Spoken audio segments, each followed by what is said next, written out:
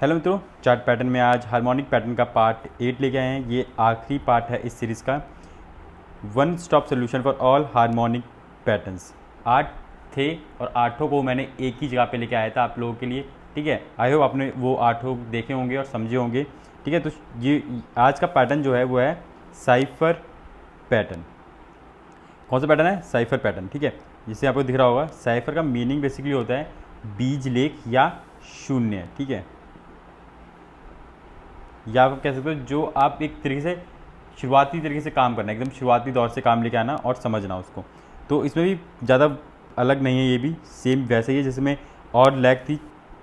यहाँ पे आप लेटर देख सकते हैं एक्स, ए, बी, सी और डी। 4 लैग बन रही है इसमें, देख सकते हैं आप। पहली लैग रैंडम होती है जैसे मैंने पहले बोला। ठीक है, ये आगे मैं समझा दूंगा। इसमें 4 लैग बनेगी। तो शुरुआत करते हैं। अब तक जो हो चुके हैं, होने वाले कौन से हैं अब तक के? गार्टिल हो चुका है, बैट हो चुका है, बटरफ्लाई हो चुका है, शार्क हो चुका है, A B equal to C D हो चुका है, क्रैप हो चुका है और 3 ड्राइव भी हो चुका है। आज का है साइफर, बुलिश साइफर और बेरिश साइफर के बारे में बात करेंगे। तो शुरुआत करते हैं पहले इसके बारे में, क्या है ये। तो जैसे मैंने पहले बोला कि 4 लैग होते हैं, सेपरेट लैग हैं 4 इसमें। ठीक है, और ये फेबिनाको पे ही चलता है, ये भी इसका फेबिनाको पे है। और जितना आप समझेंगे आप फेबिनाको और से समझ पाएंगे, और ये फेबिनाको पे ही यूज़ होते हैं। ठीक है, मार्केट अच्छा डायरेक्शन बताने में कामयाब होते हैं। अच्छा डायरेक्शन बताते हैं, ये आठों ही हैं, पर ये भी उनमें से एक है। ये बहुत अच्छे से आपको मार्केट डायरेक्शन बताते हैं कि मार्केट डायरेक्शन किस साइड है। ठीक है, आगे देख लेते हैं इसमें क्या है कि अब जो अप ट्रेंड होता है इसमें, जिसमें अप ट्रेंड जब लगता है इसमें क्या होता है, उसमें ये पैटर्न जो बनाता है मेक्स हायर हाई और हायर लो। ठीक है, क्या बनाता है? हायर हाई और हायर लो। ठीक है, जब इसमें अप ट्रेंड होता है। वैसे ही जब ये डाउन ट्रेंड बना रहा होता है तो ये लोअर लो और लोअर हाई बना रहा होता है उस वक्त पे। ठीक है, क्या बना रहा होता है? लोअर लो और लोअर हाई। ठीक है, आगे देख लेते हैं। पहला बुलिश के बारे में बात कर लेते हैं। बुलिश साइफर क्या है और कैसे इसको जज करना होता है मार्केट में। ये जो पॉइंट है, ये फेबिनाको पॉइंट लिखे हुए हैं सारे। ठीक है, इसमें परेशानी होनी भी नहीं चाहिए क्योंकि 7 आप लोग देख चुके हैं अगर, तो अब इतना परेशानी बची नहीं है कि समझने में कि किसको क्या बोलते हैं। ठीक है, ये सारे सिंपल है, ये सारे पॉइंट होते हैं, फेबिनाको के पॉइंट है ये। और एक्स आपको पहले बता चुका हूँ, एक्स से ए क्या होती है? रैंडम होता था। ठीक है, ये तो आपको पता ही होगा कि रैंडम होता है। बाकी ये पॉइंट्स जो होते हैं आपको फेबिनाको में मिल जाएंगे, ज़्यादा परेशानी नहीं होती क्योंकि अब फेबिनाको में बता ही चुका हूँ कि फेबिनाको में कैसे दिखता है। ठीक है, एक बार और बताता हूँ। ऐसे लाइन्स होती है फेबिनाको में। ठीक है, वहाँ पर आपको ये नंबर लिखे होते हैं, वहीं पर आपको ये नंबर यूज़ करने होते हैं। ठीक, बस आपको एक्स और ए लेना, उसके बाद फिर बी को कौन से पॉइंट पे लेना है? इस पॉइंट के बीच में लेना है। ठीक है, मैं अभी बता भी देता हूँ। जैसे कि यहाँ लिखा हुआ है एक्स से ए पहुँचने के बाद higher from the starting point A है, फिर the A B leg move lower to retrace the X A leg. ठीक है, रिट्रेस कर रहा है, नीचे की तरफ गया मार्केट, स्टॉक नीचे की तरफ गया, स्टॉक नीचे की तरफ आया, रिट्रेसमेंट करी। कौन से पॉइंटों से? पॉइंट ये लिखे हुए हैं। ठीक है, अब पॉइंटों में कन्फ्यूजन नहीं हो रहा है, पहले ही बोल चुका हूँ। ये जो पॉइंट लिखे हुए हैं इंटू 100 है ये।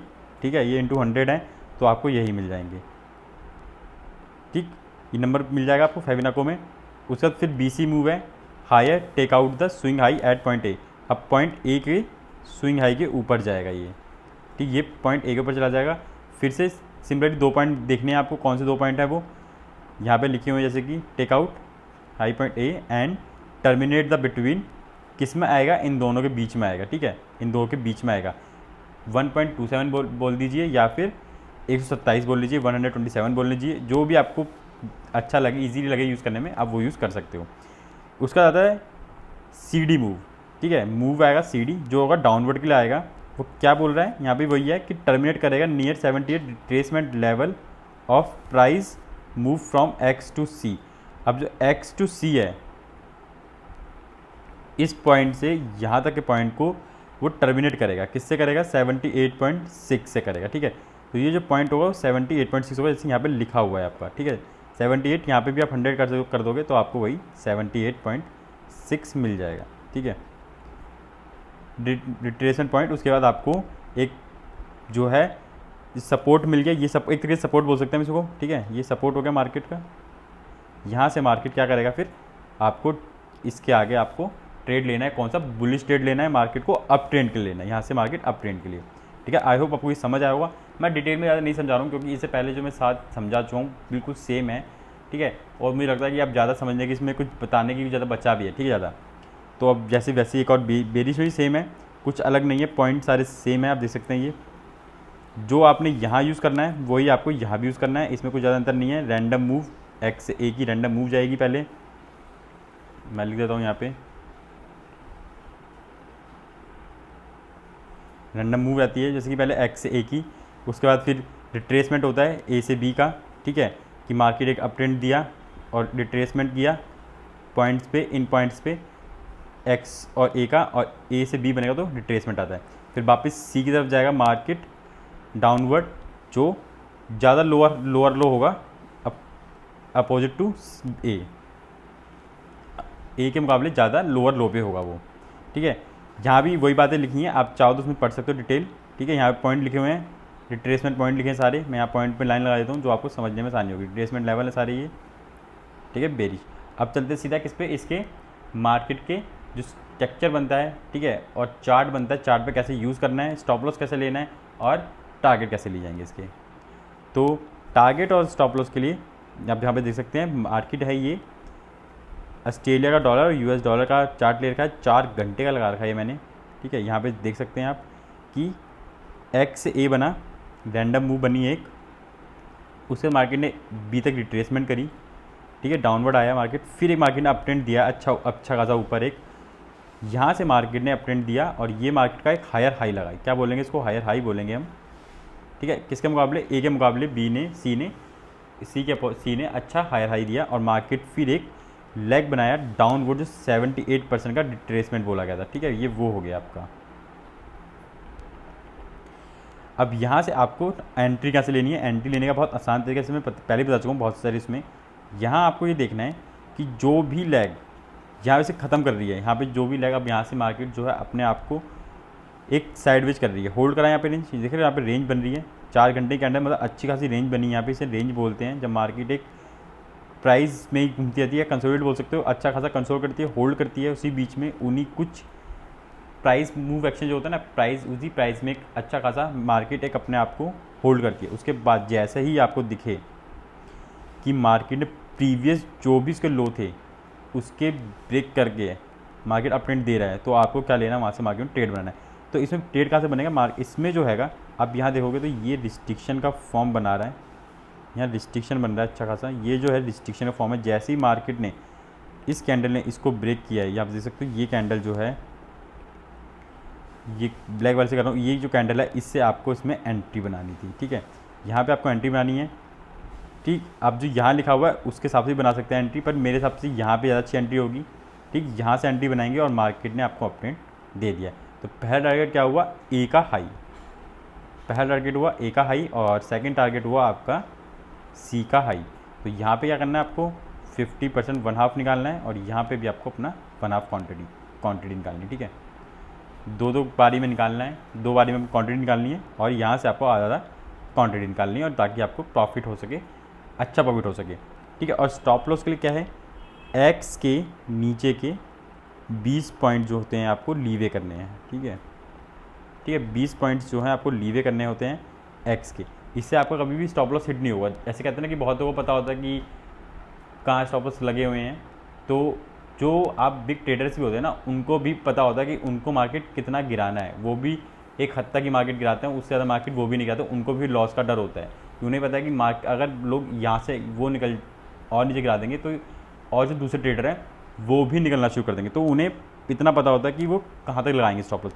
तो इससे स्टॉप लॉस होते हैं ना, ये नहीं करना, कभी मत करना कि जो आपने ये कैंडल ली है उसके बाद जो भी आपको लो दिख रहा है, ठीक है, या फिर आपने एक्स को अपना बेस बनाया उसके लो का ले लिया, तो आपने सोचा कि लो का ले लेते हैं, वो भी नहीं लेना है। उस लो के एटलीस्ट 10 to 20 पॉइंट का लीवे छोड़ के ही स्टॉप लॉस लेना है, जिससे जो बड़े ट्रेडर हैं वो भी आपका स्टॉप लॉस हिट ना करे, क्योंकि उन्हें पता है अगर वो टिगर कर दिया, उन्होंने उतना नीचे टिगर कर दिया तो जो फर्दर ट्रेडर हैं वो भी मार्केट से पोजीशन काटना शुरू कर देंगे और उनको भी लॉस हो जाएगा। अब बेशक बड़े ट्रेडर हैं, वो कितना भी वो कर लें, उन्हें एट द एंड उन्हें ही प्रॉफिट चाहिए। तो आपको प्रॉफिट कैसे लेना है, स्टॉप लॉस से लगाना है, इसके लो के एक्स के लो के 20 पॉइंट कम से कम आपको लीवे करने हैं। चलते हैं बेरिश वाले पे, एक बार बेरिश वाले देख लेते हैं। सेम बेरिश का भी है, इसमें ज़्यादा कुछ अलग नहीं है बेरिश वाले में भी, ठीक है। एक्स पॉइंट है ये, एक्स से ए पे आए, रैंडम मूव दिया हमने एक, और रैंडम मूव के आगे फिर मार्केट वापस एक बार अप ट्रेंड में गया, रिट्रेसमेंट किया, वापस चेक किया ऊपर, वहाँ से मार्केट ने फिर डाउनवर्ड दिया, वो एक्सटेंड हुआ थोड़ा ज़्यादा सी की तरफ, ज़्यादा लोअर लो बनाया, जैसे मेरे बोला इसमें लोअर लो बनते हैं और हायर लो बनते हैं। मार्केट ने अपना लोअर लो बनाया और मार्केट वापस एक बार फिर से अप ट्रेंड में चलता चला गया, ठीक है। देख सकते हो अब यहाँ से आपको क्या मिला, रिस्ट्रिक्शन, यहाँ मिला आपको रिस्ट्रिक्शन। तो आपने यहाँ क्या किया, मार्केट में आपने लगाई एंट्री ली। कौन सी कैंडल पे एंट्री ली, इस कैंडल पे आप एंट्री लेंगे, ठीक है। हो सकता है जैसे कि लास्ट टाइम यहाँ पे देखा आपने कि एक रेंज बांध दी मार्केट ने अपनी, यहाँ पे होल्ड किया अपना, अच्छा खासा होल्ड किया, और मार्केट ने होल्ड के बाद अप ट्रेंड दिया, ठीक है। अब ये 4 घंटे की कैंडल है, तो अगर 10 से ज़्यादा कैंडल हो जाती हैं तो मतलब 40 घंटे हो जाते हैं। 40 घंटे मार्केट को देखना मतलब 1.5 दिन से ऊपर मार्केट को देखना भी एक अपने आप में चैलेंज होता है, ठीक है। पर यहाँ पे क्या हुआ, यहाँ पे इतना आपको चेक करने की जरूरत ही नहीं पड़ी, क्योंकि डाउनवर्ड था। मार्केट गिरता है तो बहुत तेज़ी से गिरता है, चढ़ता है तो थोड़ा धीरे चढ़ता है। और जैसे ही यहाँ से मार्केट ने अपना रिस्ट्रिक्शन फेस किया और मार्केट ने एकदम शार्प डाउन लाना शुरू कर दिया। टारगेट सेम रहेंगे, पहला ए का रहेगा, हाफ क्वांटिटी आउट की, यहाँ से एग्जिट करी, और दूसरा सी के पास रहेगा, यहाँ भी क्या किया आपने, हाफ क्वांटिटी एग्जिट करी। तो 2 तरीके से आपको एग्जिट करने हैं, आधे आधे। और स्टॉप लॉस मैं पहले ही बता चुका हूँ कि जैसे ही एक्स के पॉइंट का 10 to 20 पॉइंट आपको लीवे करने हैं और स्टॉप लॉस लेना है, ठीक है। आई होप आपको समझ आया होगा। बहुत ट्रिकी नहीं है ये, बहुत आसान वाले थे।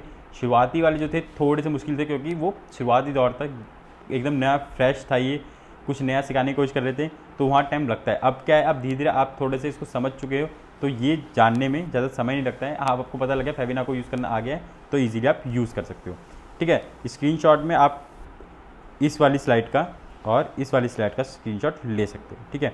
आई होप आपको समझ आया होगा, ये 8 पैटर्न आपको समझ आए होंगे, एंजॉय किए होंगे आपने, कुछ सीखा होगा, और अब ट्रेडिंग में आप एक हाथ ऊपर गए होगे, थोड़ा प्रो की तरफ चलने को तैयार हो गए हो, ठीक है। ऐसे और भी चार्ट पैटर्न के लिए, निफ्टी की जानकारी के लिए और ब्रेकआउट स्टॉक के लिए चैनल बने रहें। धन्यवाद।